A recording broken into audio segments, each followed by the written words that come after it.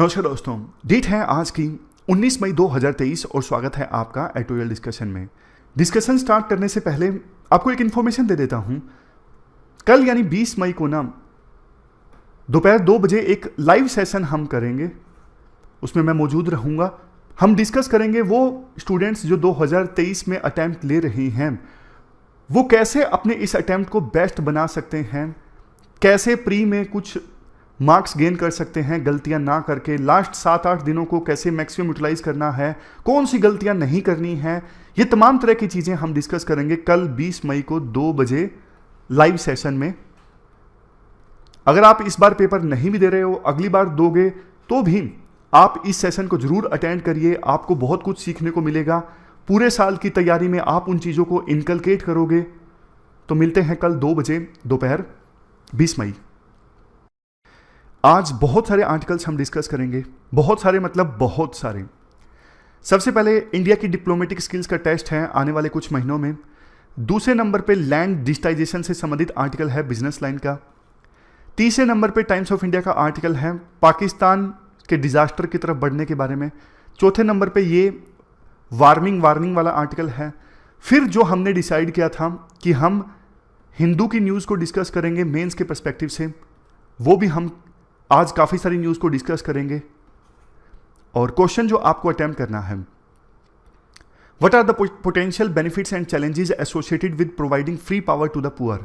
गरीबों को इंडिया में फ्री पावर प्रोवाइड करनी है, फ्री इलेक्ट्रिसिटी प्रोवाइड करनी है, तो इसके बेनिफिट्स और चैलेंजेस क्या क्या हैं, कैसे हम ये इंश्योर कर सकते हैं ये इनिशिएटिव जो है वो इफेक्टिव रहे और सस्टेनेबल रहे।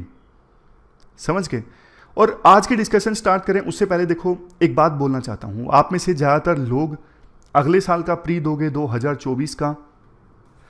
पढ़ने में देखो, ना सिर्फ पढ़ने में बल्कि जीवन में कोई भी काम करते हैं हम जो हमारे कंफर्ट के अगेंस्ट होता है, जैसे हम अभी जॉगिंग कर रहे हैं, रनिंग कर रहे हैं, तो एक लेवल के बाद पेन होने लगता है। पुशअप कर रहे हैं, पढ़ रहे हैं, 2 घंटे लगातार पढ़ लिया, तो एक लेवल के बाद पेन होने लगता है। तो एक रूल है, फेमस रूल है, जब हमारा मन कहे ना कि बस अब और नहीं, बस अब और नहीं। मान लीजिए हम रनिंग कर रहे हैं, 10 मिनट हमने दौड़ा, अंदर से आवाज आती है कि अब और नहीं, रुक जाना चाहिए।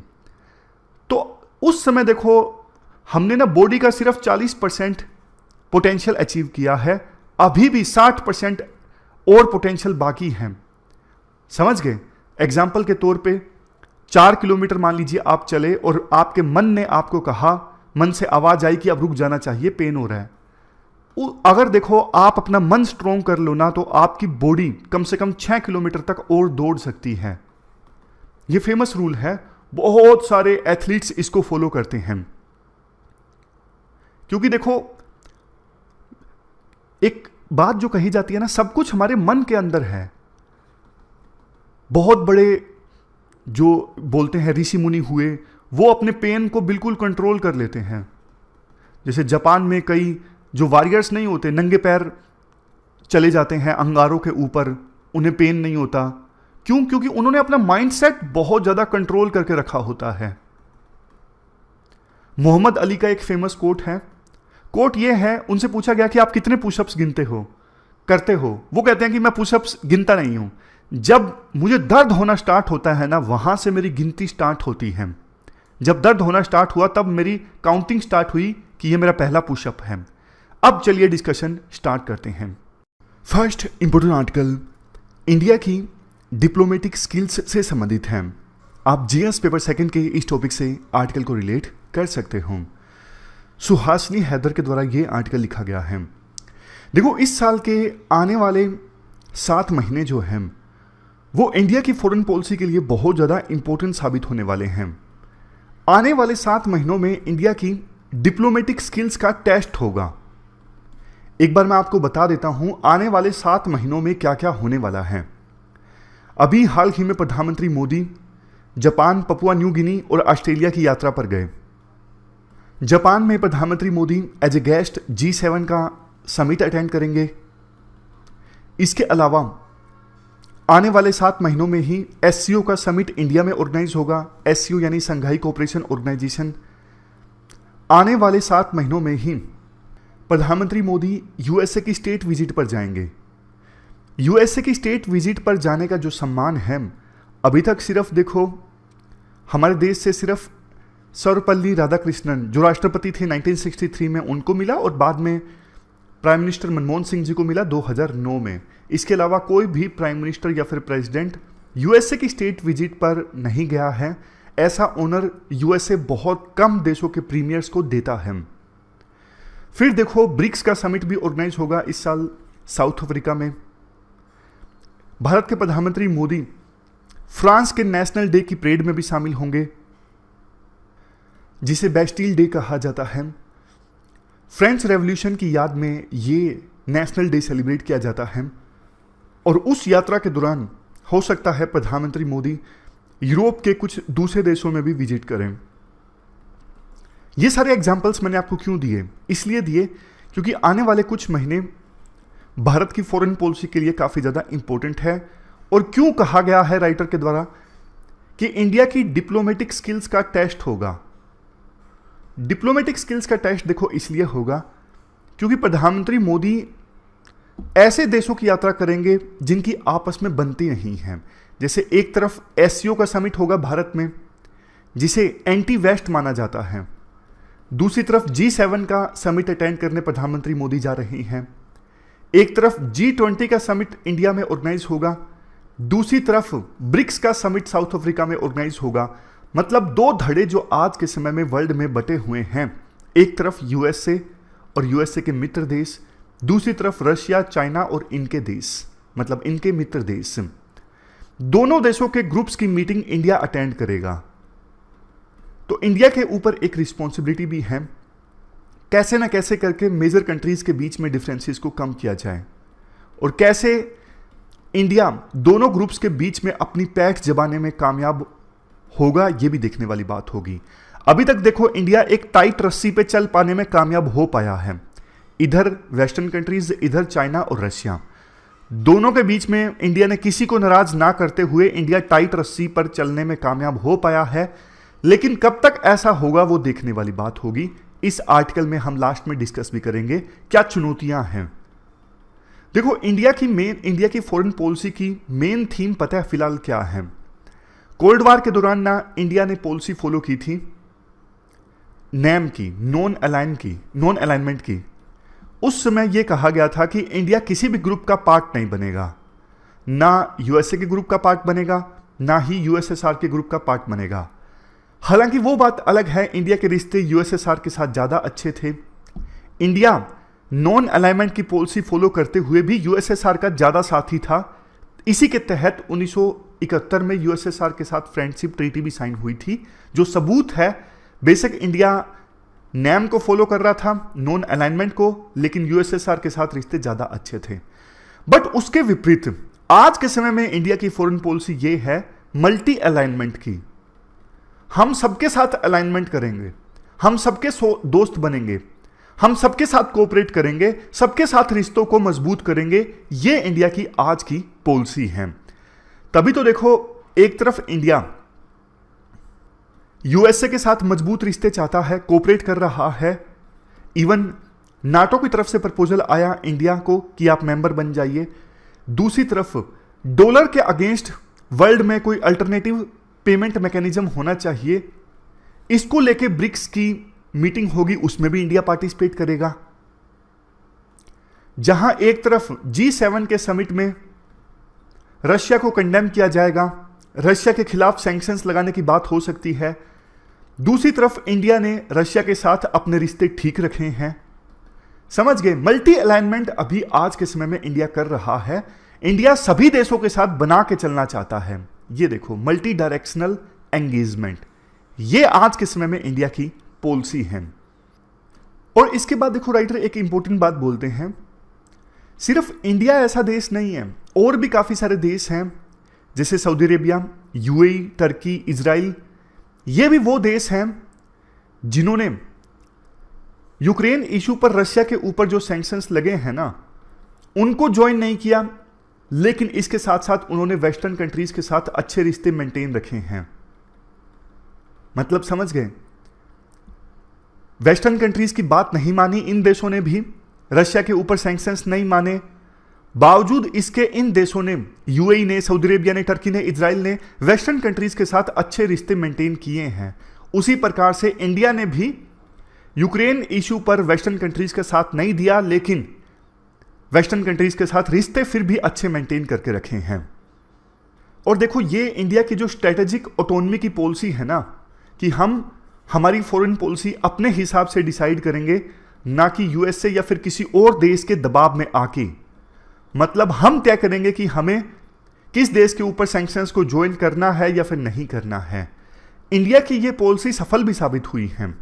आप देख लीजिए, इवन यूएसए के जो मित्र देश हैं ना, यूएसए के जो पार्टनर्स हैं, फॉर एग्जांपल फ्रांस, वो भी अब स्ट्रेटेजिक ऑटोनॉमी की बात करने लगे हैं। वो भी कहने लगे हैं हम हमारी फॉरेन पॉलिसी डिसाइड करेंगे, खुद से यूएसए के कहने पर नहीं चलेंगे। जैसे फ्रांस के राष्ट्रपति मैक्रोन अभी हाल ही में बीजिंग की यात्रा पर गए थे। इससे पता लगा इवन वेस्टर्न कंट्रीज का जो अलायंस है ना, उसमें भी टूट सामने आ रही है, उसमें भी फ्रैक्चर्स सामने आ रही हैं। ये देश भी अब अपनी फॉरेन पॉलिसी इंडिपेंडेंट चाहते हैं। अब लास्ट में राइटर कहती हैं, देखो अभी तक तो इंडिया ने बैलेंस इस्टेब्लिश करके रखा है वेस्टर्न कंट्रीज और रशिया, चाइना, इन देशों के बीच में, लेकिन कुछ इवेंट्स ऐसी हो सकती हैं कि जब इंडिया को एक साइड लेनी पड़े, मजबूर होना पड़ेगा कोई साइड लेने के लिए। जैसे देखो, यूक्रेन एकदम से मान लीजिए युद्ध जीत जाता है, या फिर चाइना एलएसी पर और एग्रेसिव हो जाता है, फिर इंडिया को यूएस की साइड लेनी ही पड़ेगी अपने इंटरेस्ट बचाने के लिए, क्योंकि यूएसए उस समय इंडिया को हेल्प कर सकता है, रशिया नहीं करेगा। रशिया चाइना के दबाव में आ जाएगा अगर चाइना इंडिया के ऊपर हेल्प अटैक करता है। तो अगर चाइना के कहने पर रशिया ने इंडिया को हथियार देना बंद कर दिया, पुराने जो हथियार खरीद रखे हैं उनको सर्विस देनी बंद कर दी, फिर इंडिया क्या करेगा? रशिया की तरफ जाकर फिर इंडिया को एक साइड लेनी ही पड़ेगी। वो साइड होगी यूएसए की, यूएसए के पार्टनर कंट्रीज की। इवन ऐसा भी हो सकता है कि आगे जाके यूएसए और यूरोपियन कंट्रीज इंडिया को बोल दें साफ साफ, भैया एक साइड चुन लो, या तो आप हमारी साइड आ जाओ या फिर उनकी साइड चले जाओ। तब भी इंडिया को एक साइड चुननी ही होगी, और वो साइड शायद होगी यूएसए और यूरोपियन कंट्रीज की। इवन और भी प्रेशर बना सकते हैं यूएसए और यूएसए के यूरोपियन कंट्रीज। जैसे यूएसए का एक एक्ट है, कार्सा एक्ट। इस एक्ट के अनुसार अगर कोई देश हमारे एनिमी कंट्रीज के साथ कोऑपरेट करता है तो हम उसके ऊपर भी सैंक्शंस लगा सकते हैं। तो रशिया जो है वो यूएसए का एनिमी कंट्री है, दुश्मन देश है, और रशिया से India S-400 missile defence system purchase कर रहा है। तो अभी तक तो यूएसए ने कार्सा एक्ट के तहत इंडिया के ऊपर कोई सैंक्शंस नहीं लगाए हैं, लेकिन फ्यूचर में यूएसए इस एक्ट का यूज कर सकता है, तब जाके इंडिया के लिए दिक्कत आ जाएगी। मतलब राइटर के कहने का यह है, अभी तक तो इंडिया ने एक टाइट रस्सी पे चल पाने में कामयाब हो पाया है, यानी इंडिया ने अच्छा बैलेंस इस्टेब्लिश किया है, सभी के साथ रिश्ते मेंटेन करने में इंडिया कामयाब हो पाया है, मल्टी अलाइनमेंट इंडिया ने की है। बट ये कुछ ऐसी इवेंट्स हैं जिनका जिक्र राइटर ने किया कि ऐसी इवेंट्स की सूरत में इंडिया को बैलेंस इस्टेब्लिश करना छोड़ना पड़ेगा और एक साइड इंडिया को लेनी पड़ेगी, तब इंडिया मल्टी एंगेजमेंट में कामयाब नहीं हो पाएगा। तो ये पूरा आर्टिकल हमने डिस्कस किया। अब चलते हैं आगे। इसके बाद नेक्स्ट आर्टिकल लैंड रिकॉर्ड्स के डिजिटाइजेशन से संबंधित है। आप जीएस पेपर 3 के इस टॉपिक से आर्टिकल को रिलेट कर सकते हो। बिजनेस लाइन का ये आर्टिकल है, अच्छा आर्टिकल है। इंट्रोडक्शन में कहा जाता है, लैंड देखो एक बहुत ही ज़्यादा बहुमूल्य संसाधन है किसी भी देश के लिए, और इंडिया जैसा देश जिसमें 50% आबादी तो खेती में लगी हुई है, एग्रीकल्चर में इन्वॉल्व है, तो इंडिया में लैंड की इंपॉर्टेंस और भी ज़्यादा बढ़ जाती है। पॉपुलेशन भी इंडिया की काफ़ी ज़्यादा है। इस वजह से लैंड रिकॉर्ड को, मतलब कौन सी ज़मीन किसके नाम पे है, कौन से ज़मीन के टुकड़े का मालिकाना हक किसके नाम पे है, ये जो लैंड रिकॉर्ड मैनेजमेंट सिस्टम है ना, इसका हमारे देश में मॉडर्न, इंक्लूसिव और ट्रांसपेरेंट होना ज़रूरी है। ट्रांसपेरेंट मतलब कोई भी पर्सन देख ले कि ये लैंड का टुकड़ा इसके नाम पे है, ताकि बेवकूफ़ ना बनाया जा सके। पहले के समय में क्या होता कि बेवकूफ़ बहुत बना दिया जाता था, ये बोल दिया जाता था कि ये ज़मीन मेरी है, और बेच दिया जाता था जमीन को, वास्तव में पता लगता था कि वो जमीन किसी और की है या फिर सरकार की है। तो लैंड रिकॉर्ड मैनेजमेंट सिस्टम को दुरुस्त करना जरूरी है। इसके लिए शुरुआत में 2008 में एक प्रोग्राम आया था, national land record modernisation programme, NLRMP। लेकिन 2016 में सरकार ने इसे रिस्ट्रक्चर कर दिया और नया प्रोग्राम बना digital India land record modernisation programme, DILRMP। यह प्रोग्राम अभी चल रहा है लैंड रिकॉर्ड को मॉडर्नाइज करने के लिए। ये एक सेंट्रल स्कीम है और 100% जो फंडिंग है वो सेंट्रल गवर्नमेंट की तरफ से आ रही है। इस प्रोग्राम के लिए DILRMP यानी कि digital India land record modernisation programme. अब शुरुआत में जैसे मैंने आपको बताया लैंड की इंपॉर्टेंस बताई जाती है, जैसे लाइवलीहुड सोर्स है, लैंड पे लोग रहते हैं, एनिमल्स या फिर पशु पक्षी जो हैं उनको भी लैंड तो चाहिए ही जिंदगी जीने के लिए। इकोनॉमिक इम्पैक्ट, लैंड पर ही तो इंडस्ट्रियलाइजेशन वाली एक्टिविटीज़ होंगी, इकोनॉमिक ग्रोथ होगी, स्पेशल इकोनॉमिक जोन के लिए लैंड जरूरी है। बहुत सारा नेचुरल रिसोर्सेज लैंड पर मिलता है, minerals, waters, forest, cultural significance. Land को हम हमारी आइडेंटिटी के तौर पे भी देखते हैं, जन्म कहाँ पे हुआ, जन्मभूमि क्या है, और जैसा जैसा जैसा लैंड होता है वैसा कल्चर भी इवोल्व होता है। जैसे पहाड़ों में अलग तरह का लैंड है, मतलब ज्योग्राफिकल फीचर अलग है तो वहाँ पे कल्चर अलग है, डेजर्ट में कल्चर अलग है। ये तो सिर्फ देखो 3-4 पॉइंट हैं। लैंड की इंपॉर्टेंस में तो आप बहुत सारे पॉइंट्स लिख सकते हो। अब बात करते हैं लैंड रिकॉर्ड मैनेजमेंट सिस्टम की आवश्यकता क्यों है। सबसे पहला पॉइंट, ट्रांसपेरेंसी। अगर देखो लैंड रिकॉर्ड्स डिजिटाइज होंगे तो कहीं से भी लैंड रिकॉर्ड्स को एक्सेस किया जा सकता है। पहले क्या होता था, बहुत ज़्यादा रजिस्टर्स ओपन करने पड़ते थे, रिकॉर्ड्स खोजने पड़ते थे ये पता लगाने के लिए कि वास्तव में ये ज़मीन किसके नाम पे है। लेकिन अगर देखो लैंड रिकॉर्ड्स को आप जोड़ दोगे दूसरे डेटाबेस के साथ, फॉर एग्जांपल आधार के साथ, टैक्स रिकॉर्ड्स के साथ, तो फिर लैंड रिकॉर्ड्स को एक्सेस करना बहुत आसान आ जाएगा। एक क्लिक पे आप पता लगा सकते हो कि इस बंदे का आधार कार्ड नंबर ये है, इसके नाम पे ये लैंड्स रिकॉर्डेड हैं, तो डिस्प्यूट्स कम हो जाएंगी। रिड्यूस्ड लिटिगेशन का पॉइंट ये है, अभी देखो लैंड के ऊपर ना बहुत सारे विवाद हो जाते हैं, इवन परिवार में ही विवाद हो जाते हैं। लैंड एक ऐसी चीज़ है जिसको लेके परिवार में टूट आ जाती है, ये ज़मीन किसके नाम पे है। फिर पुराने रिकॉर्ड्स को खोजा जाता है कि वास्तव में कितनी ज़मीन इसके नाम पे है, बाउंड्री कहाँ पे है ज़मीन की। लैंड में जो पड़ोसी होते हैं, मान लीजिए इतनी ज़मीन A पर्सन के नाम पे है, इतनी ज़मीन B पर्सन के नाम पे है, तो बाउंड्री को लेके विवाद हो जाते हैं कि असल में बाउंड्री ये नहीं है, मेरे पास ज़्यादा ज़मीन आएगी। तो अनेकों लैंड डिस्प्यूट्स कोर्ट में सामने आते हैं। अगर देखो लैंड रिकॉर्ड्स डिजिटाइज होंगे ना तो इस प्रकार के डिस्प्यूट्स सामने आने बहुत कम हो जाएंगे। जुडिशरी का जो इंपॉर्टेंट टाइम है वो बचेगा। तीसरे नंबर पे promotion of development and growth. अब देखो पूरे लैंड रिकॉर्ड्स अगर डिजिटाइज रहेंगे, सरकार भी आसानी से डिसीजन ले सकती है कि कहाँ पे कौन से जगह पर इंडस्ट्रियलाइजेशन ज़्यादा आना चाहिए, कौन सी ज़मीन बिल्कुल सही है इंडस्ट्री इस्टेब्लिश करने के लिए। रोड अगर बनाना है, कुछ लैंड एक्वायर करना है, तो भी सरकार को काफ़ी ज़्यादा आसानी हो जाएगी। विद इन क्लिक्स पता लग जाएगा कि कौन सी ज़मीन किसके पास में है, ज़मीन का एक्विजिशन आसान हो जाएगा। तो इससे डेवलपमेंट एंड ग्रोथ का प्रमोशन होगा और इक्विटी भी आएगी। मतलब इक्विटी का मतलब है असमानताएं कम होंगी। हालांकि ये पॉइंट जो है थोड़ा आइडियल पॉइंट है। पॉइंट ये है, जब देखो लैंड रिकॉर्ड्स डिजिटाइज होंगे तो पता लग जाएगा किसके पास बहुत ज़्यादा ज़मीन है, तो फिर लैंड रिफॉर्म्स लाना और भी आसान हो जाएगा। इवन जो भूमि अनुपजाऊ है उसके बारे में सरकार अच्छे से प्लानिंग कर सकती है कि इस लैंड के एरिया को हमें रिक्लेम करना है, अनुपजाऊ से उपजाऊ बनाना है, यानी फर्टाइल बनाना है, तो इक्विटी आएगी। मतलब लैंड के मामले में असमानताएं कम होंगी। लेकिन देखो कुछ चैलेंजेस भी हैं। चैलेंजेस क्या हैं, एक सेकेंड, हाँ अब ठीक है। तो चैलेंज देखो सबसे पहला है lack of coordination among states. Challenges discuss करने से पहले ना एक बार मैं आपको ये जो प्रोग्राम है ना 2016 का, इसके बारे में बेसिक पॉइंट्स बता देता हूं, कैसे लैंड्स को डिजिटाइज किया जा रहा है।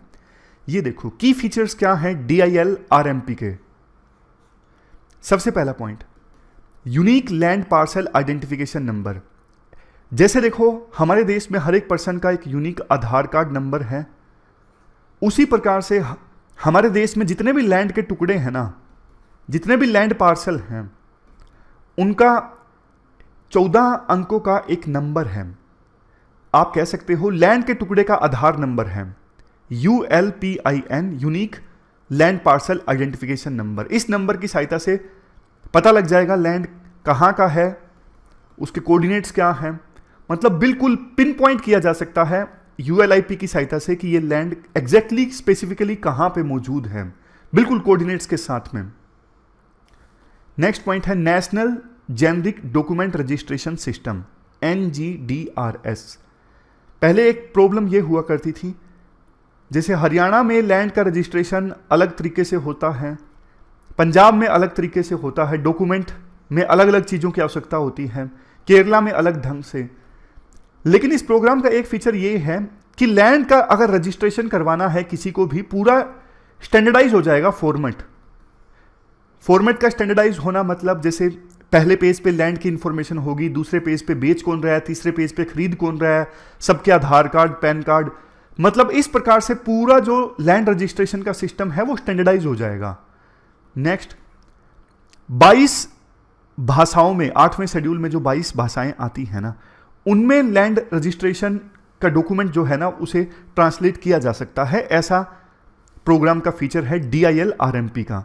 सबसे लास्ट में इनहेंस्ड सर्विसेज, ये प्रोग्राम जो है और भी काफ़ी सारी सर्विसेज प्रोवाइड करता है, जैसे caste income domicile certificate issue करना, online access to crop profile, crop insurance, e linkage to credit facilities. ये सारी एक्सटेंडेड सर्विसेज भी DIL RMP प्रोग्राम के तहत एक्सेस की जा सकती हैं। अब एक बार आते हैं चैलेंजेस की तरफ। पहला चैलेंज ये है, प्रोग्राम तो अच्छा है लेकिन विभिन्न स्टेट्स अभी भी आपस में कोऑपरेट नहीं कर रहे हैं। Next, insufficient resource and capacity. Programme सरकार ने चला दिया, सेंट्रल गवर्नमेंट ने रिसोर्सेज इतने ज़्यादा एलोकेट नहीं किए हैं, स्टाफ की दिक्कत है, इक्विपमेंट्स की दिक्कत है, इंफ्रास्ट्रक्चर की दिक्कत है अलग अलग लेवल्स पे। नेक्स्ट, अवेयरनेस नहीं है अभी इस प्रोग्राम के बारे में। इस प्रोग्राम को सफल बनाना है तो अवेयरनेस होनी चाहिए लैंड के मालिकों में, बायर्स में, जो बिचौलिए हैं, प्रॉपर्टी डीलर्स हैं, उनमें हर एक लेवल पे अवेयरनेस आएगी, तभी जो ये प्रोग्राम है वो सफल साबित होगा। अब बारी आती है क्या करना चाहिए। सबसे पहले अलग अलग राज्यों में जो लैंड लॉज या पॉलिसीज हैं उनको सेम बनाओ। अभी दिक्कत एक ये भी है, अलग अलग राज्यों में लैंड की पॉलिसीज अलग अलग हैं, लैंड के कानून अलग अलग हैं, क्योंकि लैंड एक स्टेट सब्जेक्ट है। तो पहला काम ये करो, हार्मोनाइज करो, सिमिलर लैंड लॉज और पॉलिसीज होने चाहिए अलग अलग राज्यों में। दूसरे नंबर पे सेंट्रल और स्टेट गवर्नमेंट्स अपना अपना एक्सपीरियंस, अपनी अपनी बेस्ट प्रैक्टिसेस शेयर करें चैलेंजेस को एड्रेस करने के लिए। नेक्स्ट, अगर देखो कोऑर्डिनेशन अच्छा होगा सेंटर और स्टेट्स के बीच में, ज़्यादा अच्छे से इन्वेस्टमेंट अट्रैक्ट की जा सकती है, ज़्यादा ग्रोथ इंश्योर की जा सकती है। ट्रांसपेरेंसी और अकाउंटेबिलिटी कैसे इंश्योर की जाए, स्ट्रिक्ट एक्शन लिया जाए उन लोगों के अगेंस्ट जो सिस्टम को मैनिपुलेट करते हैं, ग्रीवेंस रेड्रेसल मैकेनिज्म होना चाहिए, रिसोर्स कैसे मोबिलाइज किए जा सकते हैं, प्राइवेट सेक्टर की हेल्प ली जा सकती है पब्लिक प्राइवेट पार्टनरशिप के तहत, अवेयरनेस फैलाई जाए, मार्जिनल सेक्शंस ऑफ सोसाइटी जो हैं उनको बताया जाए इस प्रोग्राम के बारे में, सरकार एक्टिवली इन्वॉल्व हो, जिन लोगों के कंसर्न्स हैं उनको एड्रेस करने के लिए सेंसिटाइजेशन प्रोग्राम चलाए जाएं। तो ये बेसिक पॉइंट्स हैं। ये पूरा आर्टिकल हमने डिस्कस किया लैंड डिजिटाइजेशन से संबंधित। इसके बाद अगला आर्टिकल देखो पाकिस्तान से संबंधित है। पाकिस्तान डिजास्टर की तरफ आगे बढ़ रहा है। अभी क्या सिचुएशन है देखो पाकिस्तान में ना, अभी मैं आपको बताऊं, इमरान खान जो पूर्व प्रधानमंत्री हैं उनकी पॉपुलैरिटी काफ़ी ज़्यादा है। वो अभी सत्ता में नहीं है, अपोजिशन में है। वो चाहते हैं जल्द से जल्द इलेक्शंस कंडक्ट करवाएं सरकार, लेकिन सरकार जो कि एक अलायंस है काफ़ी सारी पार्टीज का, PDM, वो इलेक्शन करवाने को तैयार नहीं है। वहाँ पे ना टकराव देखने को मिल रहा है बहुत ज़्यादा। इकोनॉमिक सिचुएशन पाकिस्तान की काफ़ी ख़राब है, वो आपको पता है। वहाँ पे इन्फ्लेशन काफ़ी ज़्यादा है, पाकिस्तानी रुपये की वैल्यू डॉलर के मुकाबले में बहुत ही ज़्यादा घट गई है। फॉरेन एक्सचेंज रिजर्व पाकिस्तान के खाली हो गए हैं, इंपोर्ट करने के लिए पैसे नहीं है। दूसरी तरफ, एक तरफ देखो पाकिस्तान के पूर्व प्रधानमंत्री इमरान खान, वहां के आर्मी चीफ को खुलेआम गाली दे रहे हैं, मतलब खुलेआम क्रिटिसाइज कर रहे हैं, जो किसी देश में बहुत कम देखने को मिलता है। सोच के देखिए, हमारे देश में राहुल गांधी आर्मी चीफ को बुरा भला कह रहे हो, पॉसिबल है? नहीं। और दूसरी तरफ देखो, वहां पे जो सरकार है वो चीफ जस्टिस ऑफ पाकिस्तान को क्रिटिसाइज कर रहे हैं, उनको हटाने की मांग की जा रही है। रूलिंग पार्टी के जो कार्यकर्ता हैं वो पाकिस्तानी सुप्रीम कोर्ट के सामने जाके प्रदर्शन कर रहे हैं कि आपको हटा दिया जाए, आपको इस्तीफा देना चाहिए, क्योंकि पाकिस्तान की रूलिंग पार्टी का आरोप यह है कि आप अपोजिशन के लीडर इमरान खान का सपोर्ट कर रहे हो। उनको गिरफ्तार किया गया था, लेकिन पाकिस्तान की सुप्रीम कोर्ट के आदेश के बाद इमरान खान को छोड़ दिया गया। और देखो 9 मई को जो हुआ ना, वो पाकिस्तान में भी काफी ज्यादा रेयर है। जैसे ही इमरान खान को गिरफ्तार किया गया, इमरान खान की पार्टी पीटीआई के जो समर्थक हैं वो इवन आर्मी के लोकल हेडक्वार्टर में चले गए, वहां पे लोकल हेडक्वार्टर में तोड़फोड़ की गई। ये पाकिस्तान की हिस्ट्री में भी काफी ज्यादा रेयर है। अब देखो जो कुछ हुआ ना, मतलब आर्मी के हेडक्वार्टर में जाके तोड़फोड़ की गई, आग लगाई गई 9 मई को। अब पाकिस्तान की सरकार उस घटना का इस्तेमाल कर रही है इमरान खान की पार्टी के वर्कर्स को गिरफ्तार करने के लिए। इमरान खान की पार्टी के हजारों वर्कर्स गिरफ्तार किए जा चुके हैं, लीडर्स गिरफ्तार किए जा चुके हैं, और उन पर मुकदमा चल रहा है आर्मी एक्ट और सीक्रेट सर्विस एक्ट के अनुसार, जो कि रेयर है। क्योंकि देखो वायलेंस उन्होंने किया था, लेकिन ये सिविलियन गवर्नमेंट को हैंडल करना चाहिए था। आर्मी एक्ट के अनुसार मुकदमा चलना, देखो ऐसा लग रहा है कि पाकिस्तान में ना आर्मी एक बार फिर से सत्ता संभाल सकती है। इमरान खान अगर सत्ता में आ भी गए तो मतलब पाकिस्तान का क्या होगा, सोच के देखिए। इमरान खान की पॉपुलैरिटी अभी आज के समय में इतनी ज्यादा है, अगर वो सत्ता में आ गए तो फासिज्म का खतरा पैदा हो जाएगा। उनके हाथों में पावर्स बहुत ज्यादा सेंट्रलाइज हो जाएंगी। फिर पाकिस्तान की आर्मी का क्या होगा, जिसकी अभी तक पाकिस्तान में बहुत ज्यादा रिस्पेक्ट थी। और इमरान खान अगर सत्ता में आ गए, वो तो देखो यूएसए के खिलाफ बहुत ज्यादा बोलते हैं, इंडिया के खिलाफ उनके व्यूज एक्सट्रीम हैं। तो पाकिस्तान अभी तक जो यूएसए के रहमो करम पर चल रहा था, क्योंकि बहुत ज्यादा एड यूएसए से मिल रही थी, अगर इमरान खान आ गए तो वो सारी एड बंद हो जाएगी। और अगर वो सत्ता में नहीं आए तो फिर अभी जैसे एक विवाद चल रहा है, या तो पाकिस्तान के पूर्व प्रधानमंत्री इमरान खान को गिरफ्तार कर लिया जाएगा, लंबे सालों के लिए जेल कर दिया जाएगा, या फिर मिलिट्री सत्ता में आएगी। मतलब किसी भी डायरेक्शन में आप देख लीजिए, पाकिस्तान के लिए हालात जो हैं वो सही नहीं हैं। और इसके लिए देखो पाकिस्तान खुद ही जिम्मेदार है। पाकिस्तान की नीतियां ऐसी रही पास्ट में कि पोलराइजेशन आज के समय में काफी ज्यादा हो गया है पाकिस्तान में। लोग बट गए हैं, कोर्ट बट गए हैं, आर्मी बट गई है, हर जगह बंटवारा है, पोलराइजेशन है। कुछ लोग इमरान खान की साइड हैं, कुछ लोग इमरान खान के खिलाफ हैं। हमें देखो पाकिस्तान से सीखना चाहिए क्या ना किया जाए। पाकिस्तान एक ज्वलंत उदाहरण है किस प्रकार से देश ना चलाया जाए। तो ये पूरा आर्टिकल हमने पाकिस्तान से रिलेटेड डिस्कस किया। चलते हैं आगे। इसके बाद जो नेक्स्ट आर्टिकल है वो वार्निंग से संबंधित है। आप जीएस पेपर 3 के इस टॉपिक से आर्टिकल को रिलेट कर सकते हो। क्या कंटेस्ट है? वर्ल्ड मेट्रोलॉजिकल ऑर्गेनाइजेशन ने हाल ही में एक एनुअल अपडेट किया कि आने वाले 10 सालों में टेम्परेचर किस प्रकार से रह सकता है। अपडेट काफ़ी ज़्यादा दुखद है। अपडेट में यह कहा गया कि 2023 से लेकर 2027 के बीच हर साल जो टेम्परेचर है वो अर्थ का जो एवरेज टेम्परेचर था ना 1850 से लेकर 1900 के बीच में, उस समय के एवरेज टेम्परेचर से 1.1 डिग्री सेल्सियस से लेकर 1.8 डिग्री सेल्सियस के बीच में टेम्परेचर ज़्यादा रहेगा 2023 से लेकर 27 के बीच में। अगर 1850 से लेकर 1900 के बीच में टेम्परेचर 30 डिग्री सेल्सियस था मान लीजिए एग्जाम्पल के तौर पे, तो 2023 से 27 के बीच में रहेगा 31.1 से लेके 31.8 डिग्री सेल्सियस के बीच में। यानी उस समय के एवरेज से 1.1 डिग्री सेल्सियस से लेके 1.8 डिग्री सेल्सियस के बीच में ज़्यादा। और देखो 66% चांसेस ऐसे हैं जो ग्लोबल नियर सरफेस टेम्परेचर है वो 2027 या फिर इससे पहले अर्थ के एवरेज टेम्परेचर से 1.5 डिग्री सेल्सियस ज़्यादा रहेगा। अक्सर ये बात की जाती थी कि 1.5 डिग्री सेल्सियस से ज़्यादा ना बढ़ने दिया जाए, तुरंत एक्शन लिया जाए, लेकिन अब ये बढ़ जाएगा और इसके डिजास्टर बहुत ज़्यादा गहरे होंगे, मतलब गंभीर परिणाम पूरे वर्ल्ड को भुगतने पड़ेंगे।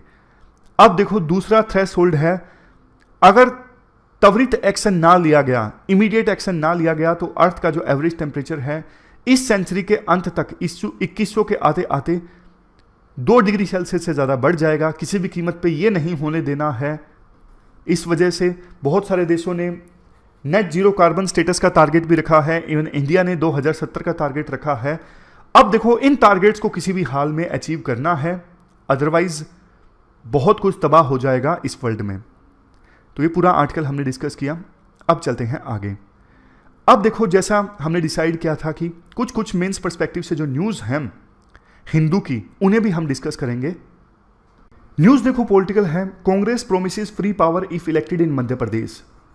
न्यूज़ पॉलिटिकल है बट इशू पॉलिटिकल नहीं है। क्या फ्री पावर देनी चाहिए? पक्ष में विपक्ष में दोनों तरह के आर्गुमेंट्स हैं। गरीबों को फ्री पावर दी जाए, इसके पक्ष में आर्गुमेंट्स इस प्रकार से हैं, गरीबी कम होती है,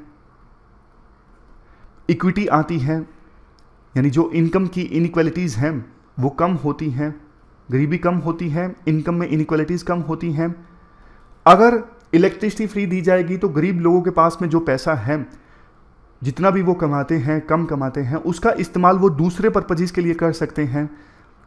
जैसे कि देखो एजुकेशन के लिए, हेल्थ के लिए, और देखो ह्यूमन राइट्स के लिए भी इंपॉर्टेंट है। कुछ लोग फ्री इलेक्ट्रिसिटी को, मतलब इलेक्ट्रिसिटी को एक्सेस नहीं कर पाते, तो फ्री इलेक्ट्रिसिटी अगर मिलती है तो उनका ह्यूमन राइट फुलफिल होता है। यूनिवर्सल इनकम की तरफ एक प्रकार से इनडायरेक्टली हम आगे बढ़ रहे हैं, फ्री इलेक्ट्रिसिटी देकर गरीब लोगों को। अब विपक्ष में क्या आर्गुमेंट्स हैं?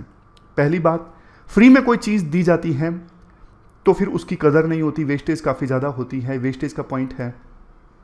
दूसरा, स्टेट के ऊपर बर्डन काफ़ी ज़्यादा बढ़ जाता है, हर चीज़ फिर जनता फ्री मांगने लगती है। लेकिन लॉन्ग टर्म में ये सस्टेनेबल नहीं है, क्योंकि टैक्स वैसे ही हमारे देश में बहुत कम लोग देते हैं। तीसरा पॉइंट, लीकेज काफ़ी ज़्यादा होता है। लीकेज मतलब कुछ लोग डिजर्विंग नहीं है फिर भी फ्री इलेक्ट्रिसिटी ले लेते हैं, गरीब नहीं है फिर भी अपने आप को गरीब के तौर पे रिप्रेजेंट करते हैं। 4, इलेक्शंस में देखो इस प्रकार की पॉपुलिस्ट पॉलिसी फॉलो की जाती है ना, ये डेमोक्रेसी के अगेंस्ट है। मतलब फ्री में बांट के इलेक्शंस जीतना, बाद में स्टेट को कर्ज लेना पड़ता है और सही इश्यूज पे बात नहीं हो पाती जिन पे होनी चाहिए। समझ गए? फ्री के नाम पे इलेक्शन जीत जाना गलत है। तो ये पूरा आर्टिकल हमने डिस्कस किया। अब आगे चलते हैं। तमिलनाडु से संबंधित एक सुप्रीम कोर्ट का जजमेंट आया है। देखो सुप्रीम कोर्ट ने ना 2014 के आसपास ना जल्लीकट्टू को, जो एक गेम है जिसमें बुल्स को टेम किया जाता है, सांड को कंट्रोल किया जाता है, इस गेम पर बैन लगा दिया था सुप्रीम कोर्ट ने 2014 में। लेकिन तमिलनाडु के कल्चर से जुड़ा ये गेम है, तो तमिलनाडु के असेंबली ने सुप्रीम कोर्ट के फैसले को नलीफाई कर दिया था। बाद में फिर से मामला कोर्ट में पहुंचा। सुप्रीम कोर्ट में उसके बाद ये बोला गया कि तमिलनाडु असेंबली ने जो कुछ किया है वो गलत है, तमिलनाडु की असेंबली ऐसा नहीं कर सकती। तो अब जाके उस पर फिर से फैसला आया है। सुप्रीम कोर्ट ने कहा था तमिलनाडु की असेंबली ने जो कानून अमेंड किया था और सुप्रीम कोर्ट की जजमेंट को नलीफाई किया था वो ठीक था, उसमें कुछ गलत नहीं है। ये सुप्रीम कोर्ट का फैसला आया है। अब देखो सीधी सी बात बताता हूँ आपको, प्रैक्टिकल। सुप्रीम कोर्ट ने बैन तो लगा दिया था जल्लीकट्टू को, लेकिन सुप्रीम कोर्ट को यह नहीं पता था कि जल्लीकट्टू को लेके इतना ज़्यादा अफेक्शन है तमिलनाडु में।